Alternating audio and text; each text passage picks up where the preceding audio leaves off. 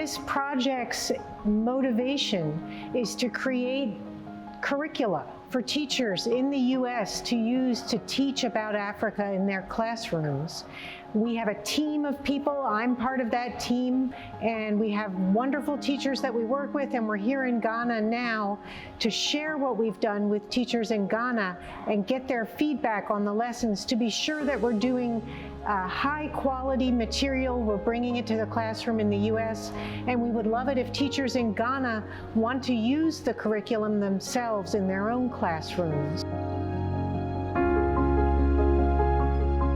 So the project started 3 years ago, and today it's been materialized, and we did start our project in Senegal and Ghana, both in West Africa.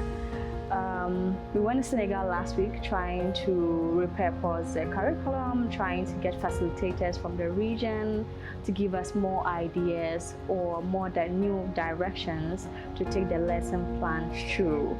And today we're in Ghana trying to do the same and trying to finagle through the minds of all the wonderful educators that are here today to help us navigate through and make sure the curriculum for contemporary study of Africa in the United States of America, especially in North Carolina, meets the standard. I was happy to be part of the scrutinizing of the syllabus and then the curriculum. Hopefully there will be a better picture about Ghana that will be shown to the world, yeah. I learned that teachers don't need everything to be bought for them as TLRs when they are teaching. But on Google, you have a lot of material that teachers can use to just impact knowledge to their children. So which I'm going to emphasize on this to my teachers, so that they can also make their lessons so meaningful to the children to also acquire the knowledge that they need. So this is what I can say I've achieved here. Coming here today, I would say it's been very insightful. I've learned a lot, especially from the experiences of other teachers like me. And my take home today basically are two.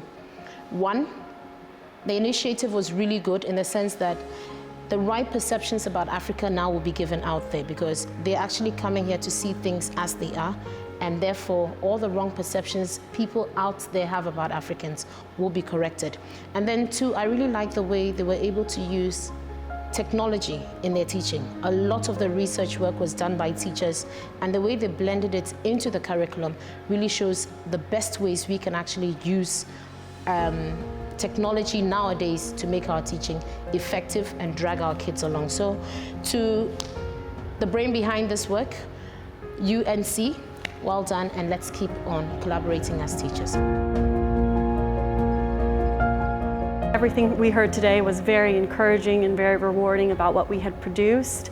It sounds like the teachers were finding ways that they could both implement those lesson plans in their classrooms and gave us really qualitative feedback on what we produced and ways that we could improve. So overall, it was a very successful day, and we are quite pleased with what we were able to accomplish and are so grateful for all of the input of the teachers here at this workshop.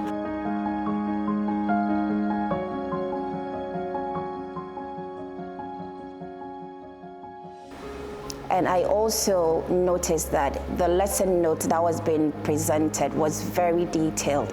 And I have taken the cue from it to be able to make such presentable lesson note. Actually, it's the right thing. So kudos to the team members, and we're hoping that the misconceptions American may have about Ghana would be cleared, and then the two countries together, united, Africa, America, together. This program should continue because that is going to bridge the gap between the European countries and the African country.